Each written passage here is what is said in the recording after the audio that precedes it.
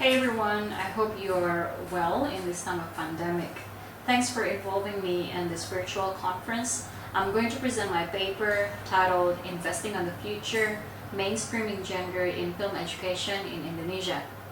First, allow me to introduce myself. I'm Evi. I'm a lecturer at Universitas Negeri Malang, and my research areas include cultural studies and gender studies.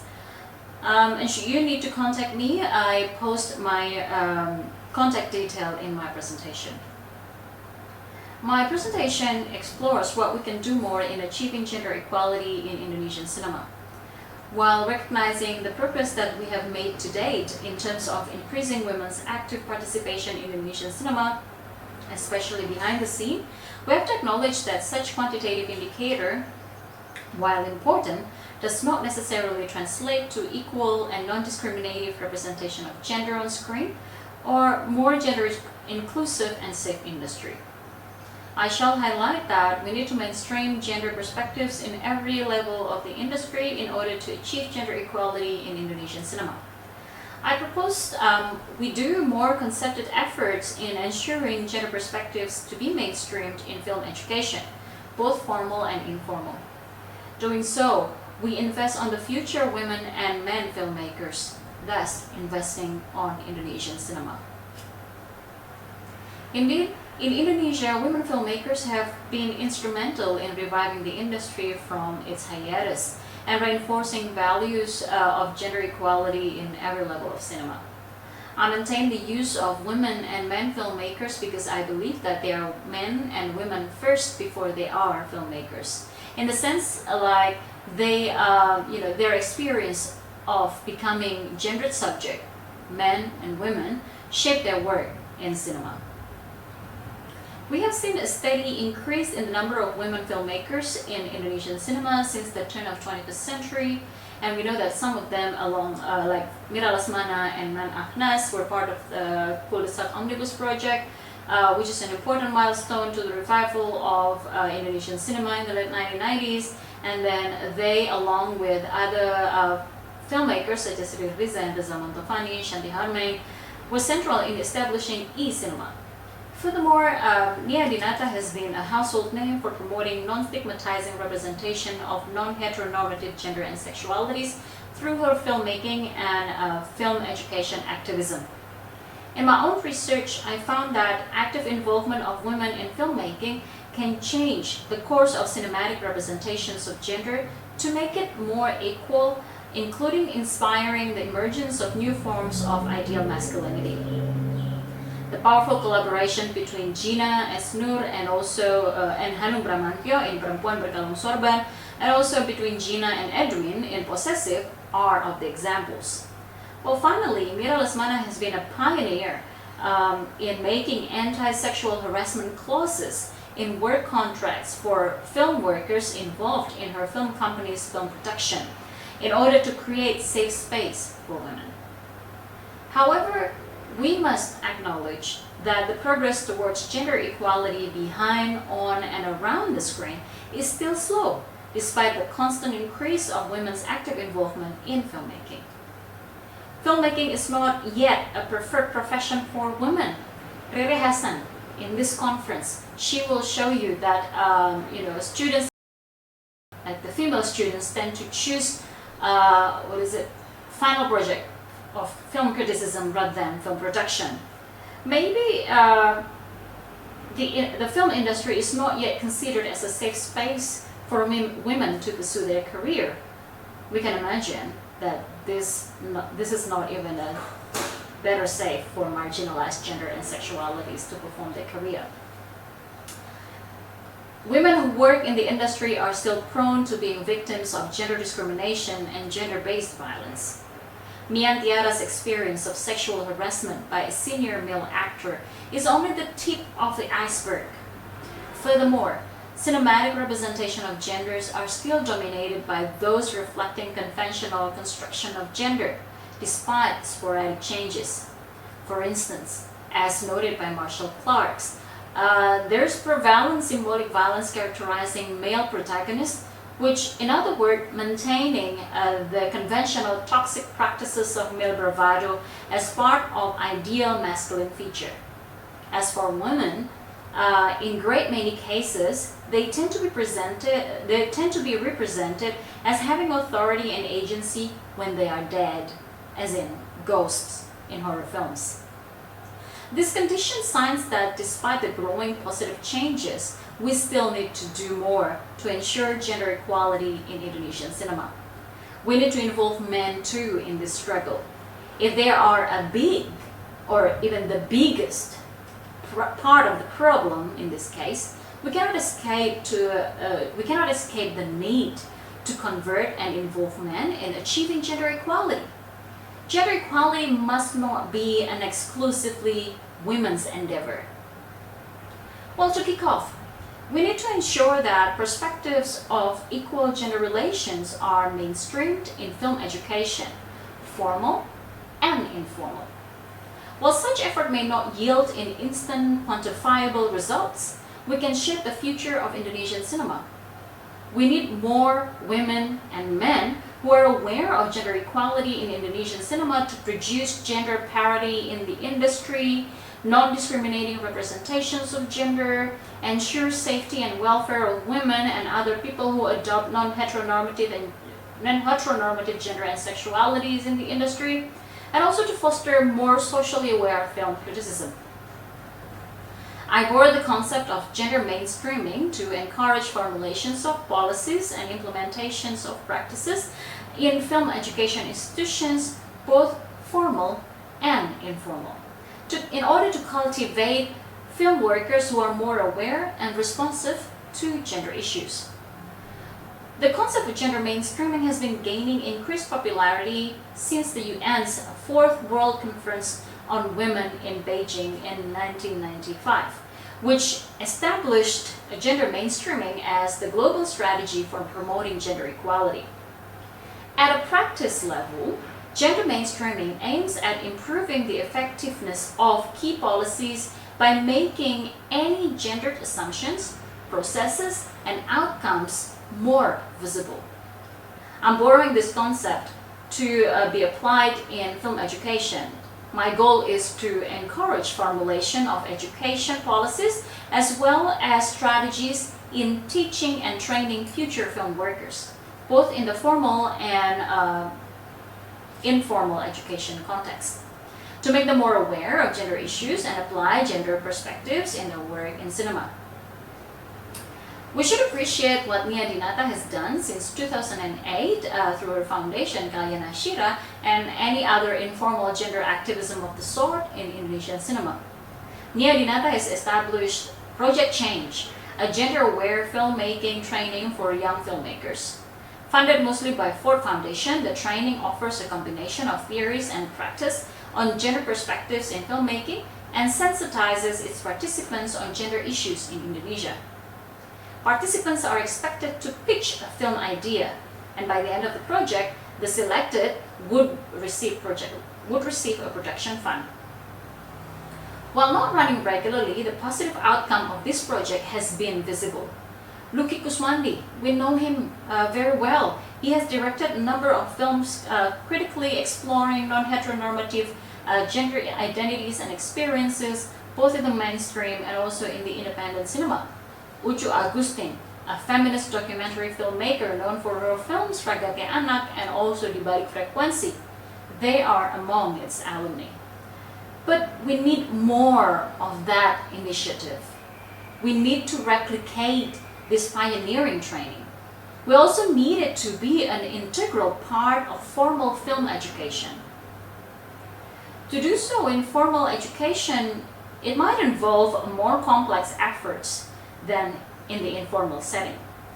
We need concerted efforts at the level of policy and practice to make gender issues in film production distribution and also reception more visible to film students and during their training. In terms of policy, we have the umbrella policy already, which is the Presidential Instruction Number 9, year 2000, which requires all government agencies, including the ministry which manages education, to mainstream gender in all their programs. In this sense, it is expected that gender perspectives are integrated in every stage of development process, from planning, implementation, to monitoring and evaluation.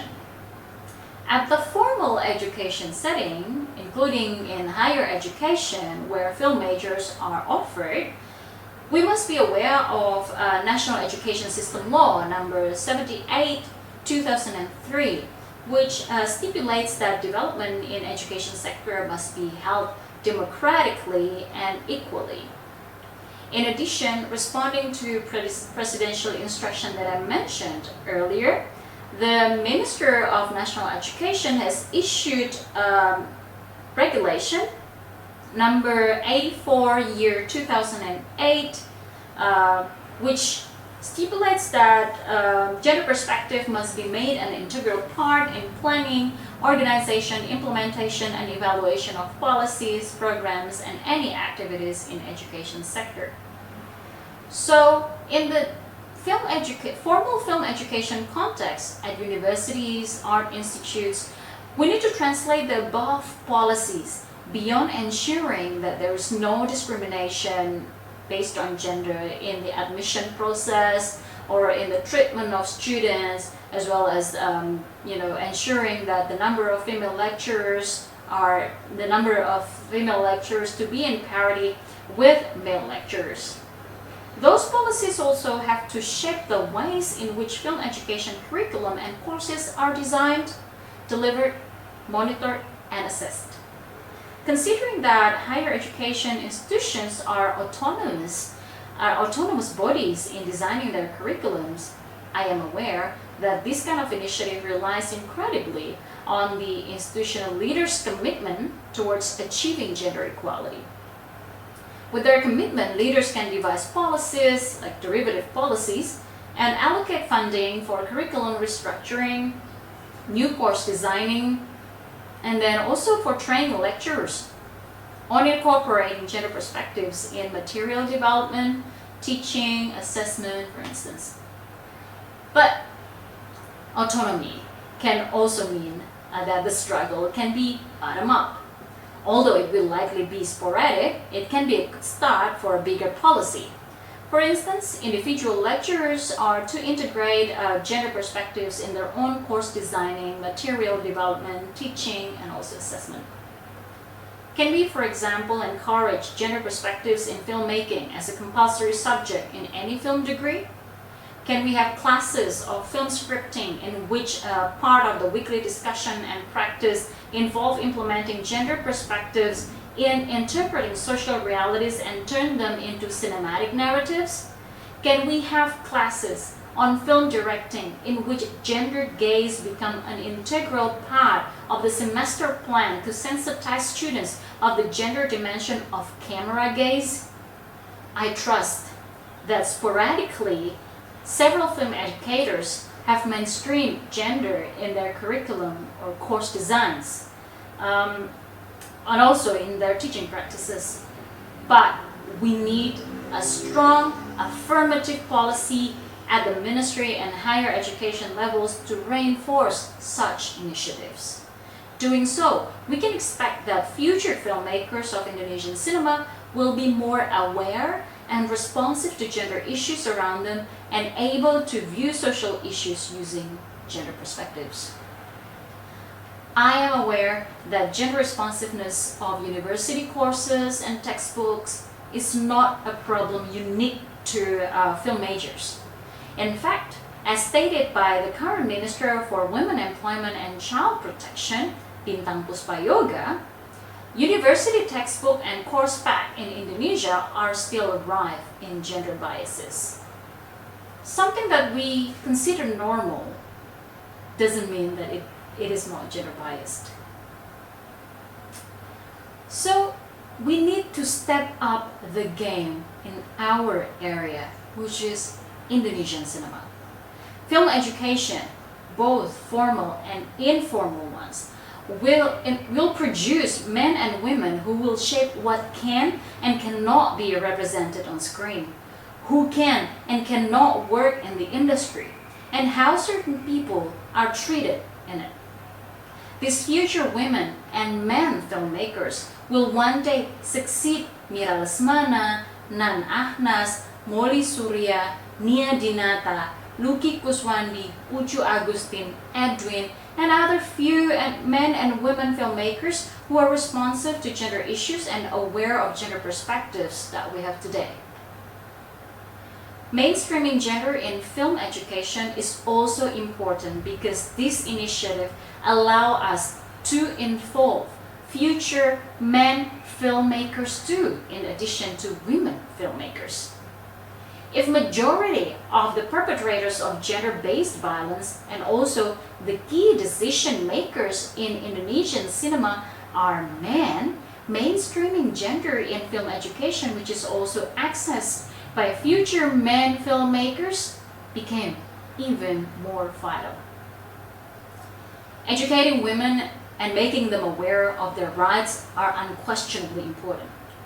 But making men supporting gender equality agenda should be our concern too. Although there is no guarantee that students taking gender-responsive film courses will never commit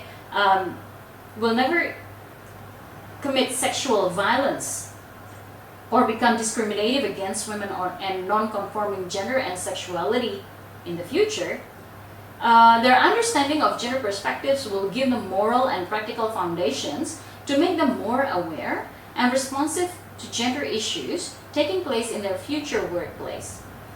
Let's learn from White Ribbon Campaign, which became one of the inspirations for the He for She movement. He for She movement is now a global strategy in the prevention of violence against women. From the conception of White Ribbon in 1991 to the establishment of He for She movement endorsed by the UN in 2014, there is 23-year gap, like one generation. And the UN He for She 2009 Impact Report has shown tremendous progress. Many male leaders of countries, businesses, and universities show concrete commitment in supporting gender equality causes, including elimination of violence against women in their area. And such commitment is translated into policies and concrete actions. With the same spirit, we need to produce men filmmakers who are aware and capable of integrating gender perspectives as well as responsive of gender issues in our film industry. To conclude, while recognizing the progress to date, we have to admit that the progress is still slow. We need to invest on the future women and men filmmakers. We need to cultivate their awareness on gender perspectives and then train them to integrate these perspectives into their work, their future work in Indonesian cinema. Mainstreaming gender in film education is thus an important step to take in addition to women-focused initiatives to increase women's active participation in filmmaking. To do so, we need to encourage the establishment of derivative policies at university or institute level to support this cause. We also need to train lecturers to integrate gender perspectives into their course design, delivery, and assessment. Indeed, it might take a generation to change, but the investment is worth it. Eventually, my presentation has implication for Kafein research on gender-segregated data. The dataset is important. This is a prerequisite data for any policy research concerning gender equality in Indonesian cinema. It is also important to set a goal for future research to address how gender responsive, whether our film education is already gender responsive. If it is not, then what should we do? To do so, the set of quantitative data on gender ratio of film students' admission and degree completion, as well as on their choices of final project stream, which is collected this year, will provide preliminary insights on why certain group of gender tends to dominate others in obtaining a film degree and pursue career in the film industry. Yet we also need data on the gender parity and also gender-based mapping of specialization of film lectures. We need to ask whether we already have equal numbers of men and women lecturers who teach techniques of directing, lighting, script writing, producing, etc. In addition, we still need to assess the curriculum, individual course syllabus, course materials, and teaching practice in terms of their gender responsiveness. This kind of research is significant because if we want to have gender responsive filmmakers, men and women, we have to make efforts to produce them because they don't happen by accident. Thank you very much. I guess that's all my presentation. I would appreciate any feedback or question. And finally, I really hope that all of you stay safe, healthy, and sane. Thank you.